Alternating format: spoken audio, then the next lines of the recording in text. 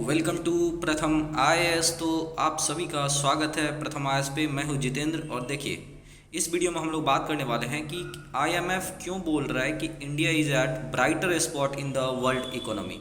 तो इस वीडियो में हम लोग इसी को जांच पड़ताल करेंगे और जानने की कोशिश करेंगे कि ड्यूरिंग द मीटिंग जो आईएमएफ के ऑफिशियल्स हैं वो इंडिया के बारे में क्या बता रहे हैं और सब कुछ देखने की यहाँ पे कोशिश करेंगे। तो जैसा कि आप यहाँ पे देख रहे हैं, ये एनडीटीवी का आर्टिकल्स है। India in relative brighter spot needs to leverage export. तो होना क्या है आपको कि ये बता रहे हैं आपको कि since India एमिड the global crisis सबसे अच्छी सिचुएशन में चल रही है। तो यहाँ पे इम्पॉर्टेंट क्या है कि जो पीएलआई जैसी कुछ स्कीम्स है उसको जो है ना और बूस्ट देने की ज़रूरत है, ताकि जो इंडिया से एक्सपोर्ट है, चाहे वो फूड हो या कोई मैन्युफैक्चरिंग प्रोडक्ट हो, क्योंकि चाइना में फिर से कोविड आ रही है। तो इन सभी बातों पे हम लोग डिस्कशन करने वाले हैं। और उससे पहले मैं आप लोगों के लिए एक एमसीक्यू देखिए एमसीक्यू है कि इंडिया इनइक्वालिटी रिपोर्ट 2022 जो कि डिजिटल डिवाइड पे आधारित है। 2020 कोविड के बाद से जो डिजिटलाइजेशन की मूवमेंट स्टार्ट हुई है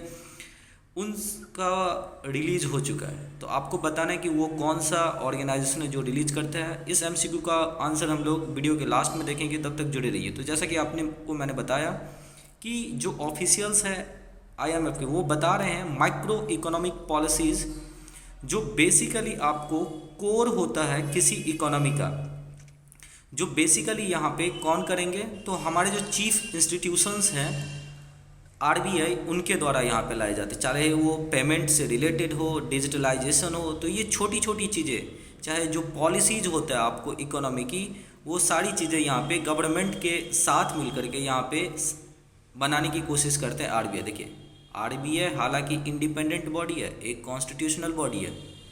तो बेसिकली सजेशंस जो गवर्नमेंट पॉलिसीज ड्रिवन कर रहे हैं उसके अलॉन्ग चलना पड़ता है। और ये सारी चीज़ें कहीं ना कहीं ये जो चीफ सेक्रेटरी थे आपको, डिप्टी सेक्रेटरी आईएमएफ के, वो बता रहे थे कि इंडिया ने इस पार्टिकुलर जो अभी टर्मोइल चल रहा है आपको वर्ल्ड में उसके एमिड जो उन्होंने यहाँ पे कुछ माइक्रो पॉलिसीज़ अनाउंस किए हैं, साथ साथ जो फिजिकल पॉलिसीज है इसमें स्पेसिफिकली गवर्नमेंट सब्सिडी प्रोवाइड करता है।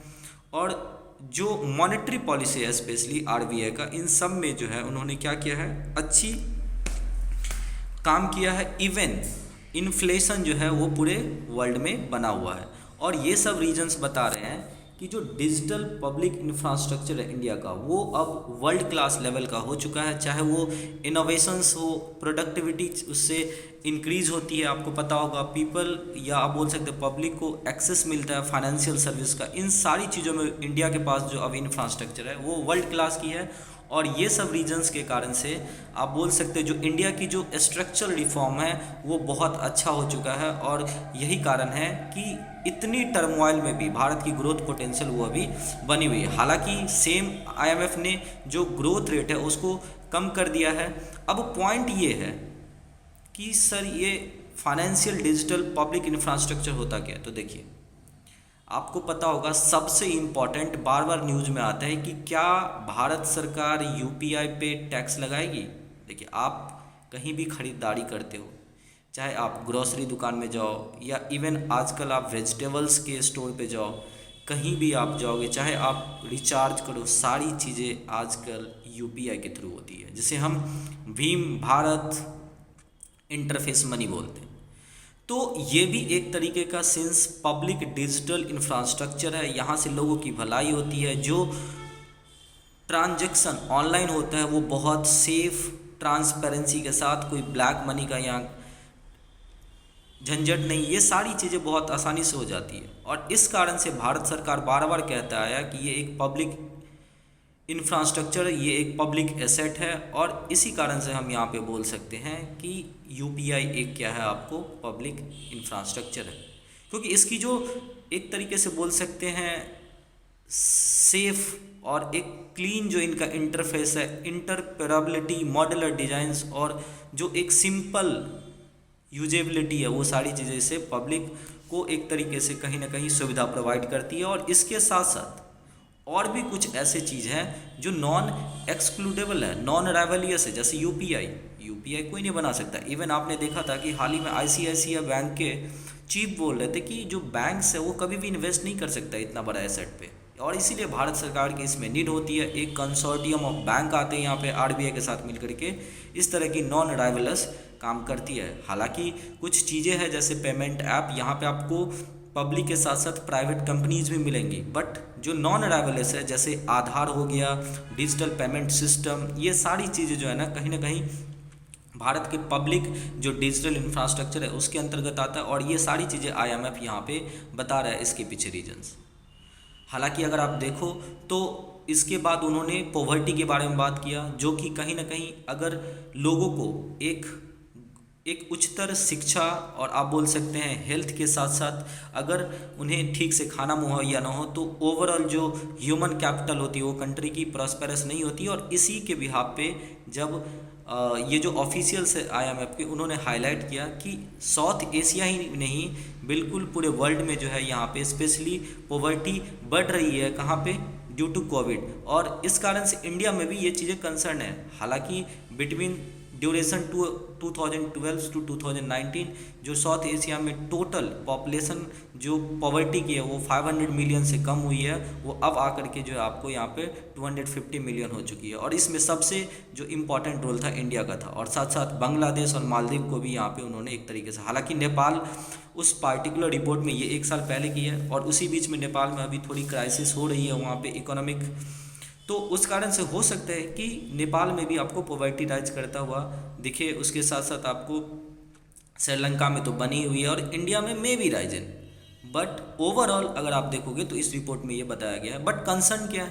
कंसर्न वही है कि जब आप एक ग्लोबल दायरे में, जब आप अपने इकोनॉमी को 5 ट्रिलियन 10 ट्रिलियन डॉलर का आप एक्सपेक्टेशन रखते हो, तो आपको कहीं ना कहीं ओवरऑल अपने पब्लिक, अपने जनता की भलाई करनी होगी। और उसके लिए इम्पॉर्टेंट क्या है?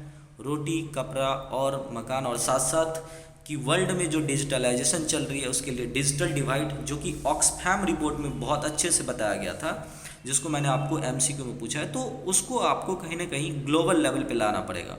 और आप यहाँ पे देख सकते हैं कि हमारी जो एक्सपेंडिचर ऑन एजुकेशन, ये परसेंटेज ऑफ जीडीपी का है, वो बहुत कम है पूरे वर्ल्ड में। वर्ल्ड की एवरेज 4.2 है और हम कहाँ पे 3.5। वहीं अगर आप देखोगे तो एक छोटा सा कंट्री इजराइल 6% के आसपास, साउथ अफ्रीका 2000 समझिए कि 1990s के आसपास आज़ाद हुआ 6% के आसपास, ब्राज़ील 6.3 और स्वीडन 7.6। तो इसके आसपास तो आप नहीं, लेकिन एटलीस्ट 4.2 4.5 तो कर सकते हो। लेकिन जो भारत सरकार की 6% की टारगेट है वो कहीं दूर है और आपको इस पर काम करना पड़ेगा। वही अगर आप बात करो कि हेल्थ पे, तो हेल्थ पे भी वही सिचुएशंस हैं। हालांकि आयुष्मान भारत, उसके साथ साथ आप बोल सकते हैं जो अभी आपको आरोग्य सेतु था उसको एक तरीके से पब्लिक डिजिटल प्लेटफॉर्म बना दिया गया, और उस पर बिल्कुल जितनी भी इम्यूनाइजेशन होती है, जो आपका इंद्रधनुष से रिलेटेड न्यूज़ है, सारी चीज़ें वहाँ पे अपडेट किया जाता है।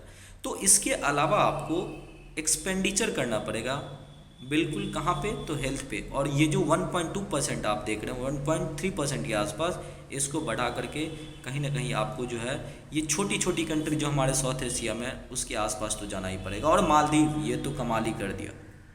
तो ये सारी चीज़ें आपको कहीं ना कहीं कंसर्न बना करके रखेगा।